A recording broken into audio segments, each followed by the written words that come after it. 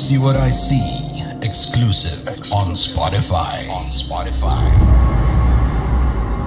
Download Anchor untuk bikin podcastmu gratis.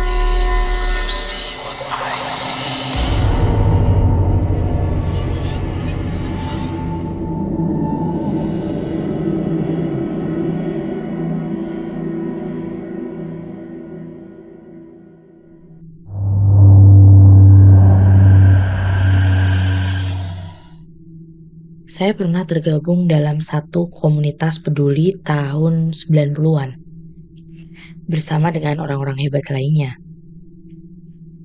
Jadi komunitas itu penjelasan garis besarnya mungkin adalah komunitas sosial ya. Jadi kita mengumpulkan uang untuk disalurkan kepada orang yang benar-benar tepat secara transparan dan berkesinambungan. Targetnya itu bergantian. Gak hanya anak-anak aja, gak hanya lansia, tapi ya benar-benar pada orang yang membutuhkan. Terlepas itu adalah anak bayi, orang dewasa, lansia, laki-laki maupun perempuan. Pada tahun ketiga saya tergabung dengan komunitas itu, membawa saya mengenal seorang anak laki-laki berusia sekitar 7 tahun. Katakanlah di sini namanya Septian ya. Septian ini orang tuanya ibu tunggal. Ayahnya itu katanya meninggalkan Septian ketika tahu vonis penyakit Septian. Septian divonis penyakit kanker mata dan semakin hari semakin memburuk keadaannya. Kami menyerahkan uang donasi yang gak begitu banyak untuk operasi Septian, sambil tetap membuka donasi baru terkhusus untuk dia. Ya karena kami tahu operasi pengangkatan kanker di mata itu cukup mahal. Dan ketika berjumpa untuk yang kesekian kali, Septian itu gak malu-malu. Ketika pertama kali bertemu itu, Septian masih bersembunyi di belakang punggung ibunya. Gak mau ketemu para volunteer. Walaupun ya kami bersikap ramah. Mungkin memang karena gak semua orang yang ditemui Septian ini baik sama dia. Jadi mungkin ada semacam trauma lah. Nah, setelah pertemuan keempat dan kelima, Septian ini sudah mau berbicara. Bahkan bisa dibilang cukup dekat dengan saya. Septian bilang kepada saya, "Tante Rini, Septian itu sebenarnya cita-citanya banyak loh." "Oh iya? Memangnya Septian pengen jadi apa?" kataku. "Septian itu pengen banget jadi dokter." Kami semua saling pandang lalu mengaminkan. "Memangnya kenapa Septian pengen jadi dokter?" "Iya, soalnya kalau ada anak-anak seperti Septian yang sakit, terus gak punya uang buat berobat, Septian mau kasih gratis aja." Tentu saja semua volunteer merasa terharu atas pernyataan anak laki-laki kecil yang sedang menderita sebuah penyakit yang cukup parah waktu itu. Setelah kami mengaminkan, Septian lalu kembali menyambung kalimatnya. Sama satu lagi, Septian juga kepengin seperti Tante Rini, seperti Tante Suci dan tante-tante lainnya. Kepengin banget bagi-bagi uang, bagi-bagi sembako, ucapnya waktu itu. Terlihat benar-benar semangat. Sesekali memang wajahnya nampak menahan nyeri dan sakit. Akhirnya setelah dari sana, ada volunteer lain yang mengikuti perkembangan dan saya, Suci, serta beberapa orang lain melanjutkan ke target-target selanjutnya. Pernah ketika menjelang bulan Ramadan di suatu tahun, target itu semakin banyak. Fokusnya terpecah-pecah. Tapi tetap saja nama Septian selalu ada di hati kami. Karena emang anak itu anak baik banget. Hingga ketika beberapa minggu sebelum Ramadan, kami mendapatkan kabar kalau operasi Septian ini berhasil. Kankernya itu sudah diangkat. Alhamdulillah. Hanya karena memang penyakit itu kan diangkat ya kelopak matanya. Jadi memang untuk sementara mata Septian ini ditutup perban. Hingga akhirnya Kami dari komunitas itu mendapatkan tugas untuk mengunjungi salah satu target yang cukup jauh dari Jakarta. Kami menempuh berhari-hari perjalanan menuju salah satu daerah di ujung Indonesia. Cukup lama kami berada di sana, bergabung dengan beberapa volunteer lainnya. Karena memang beberapa bulan lalu sempat terjadi bencana alam dan kota itu sedang berangsur pulih. Kami menjalani segala sesuatunya dengan senang, dengan hati yang ikhlas. Walaupun memang terkadang capek itu mendera, ditambah lagi kami kurang istirahat, capek di jalan dan lain sebagainya. Asupan makanan juga kurang. Tapi lagi-lagi demi kemanusiaan dan kebaikan, kami berusaha untuk terus melangkah ke depan. Suatu malam biasanya saya itu terbangun untuk sholat malam. Tiba-tiba saja malam itu kayak rasanya tuh males banget, udah capek gitu.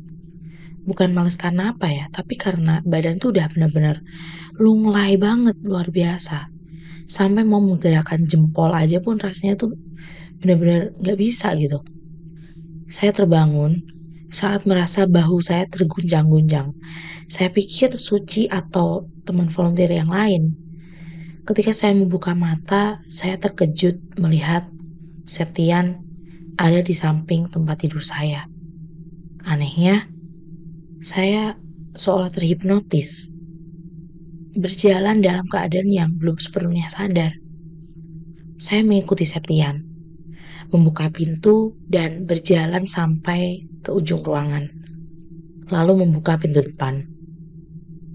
Pintu depan itu berhadapan langsung sama jalan besar. Teman saya yang terbangun langsung memanggil-manggil nama saya. Katanya saya seperti linglung gitu. Pasti panggil-panggil juga nggak sadar. Terus akhirnya Suci narik saya, lalu masuk ke dalam.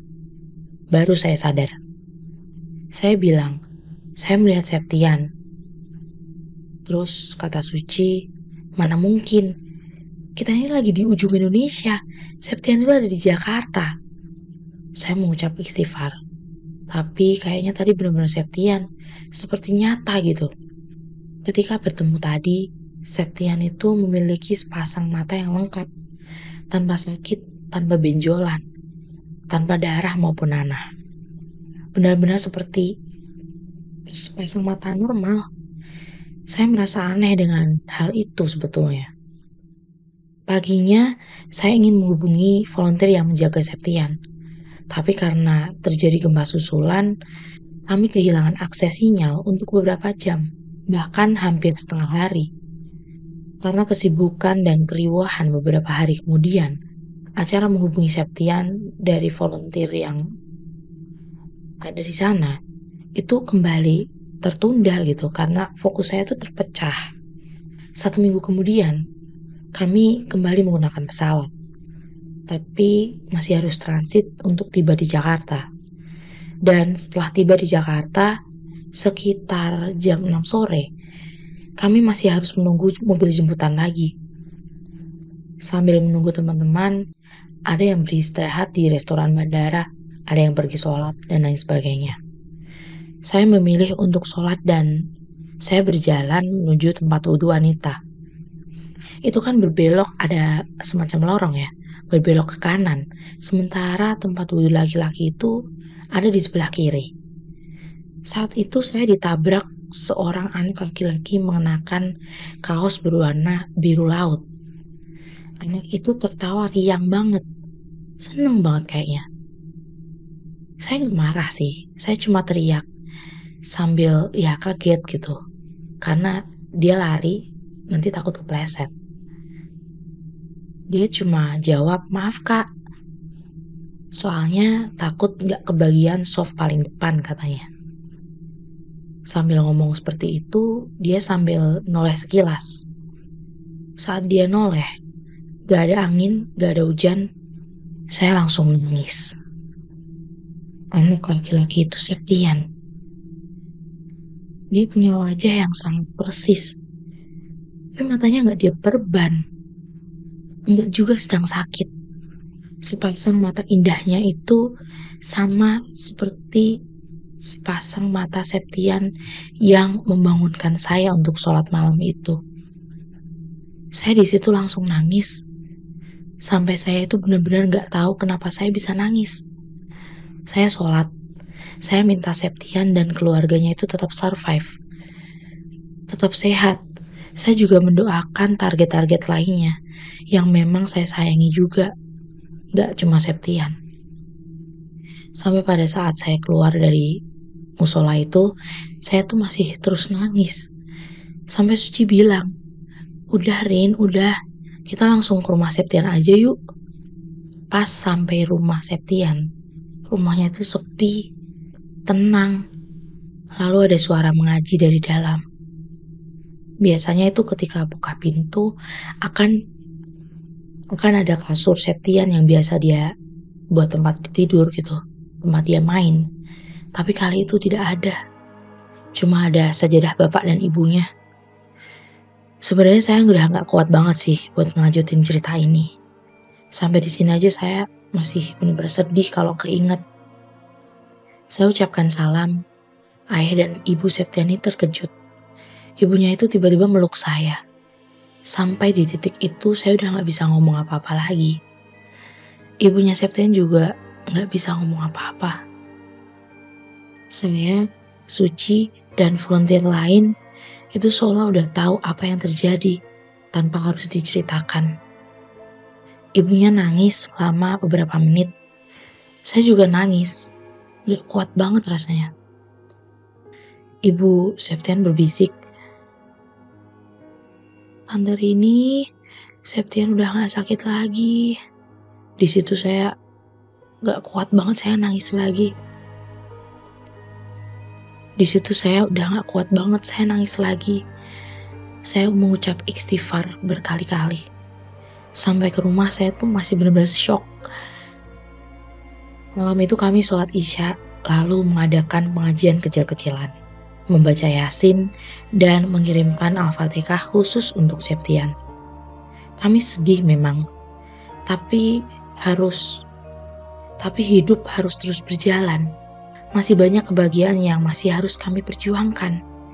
Septian itu menjadi sosok penyemangat kami, bahwa apapun dan seperti apapun kami akan menularkan kebaikan agar kebaikan sekecil pasir pun itu semakin luas dan semakin bermakna untuk orang lain. Kamu punya pengalaman horor? Kirim ceritamu ke podcast.ceritahoror@gmail.com.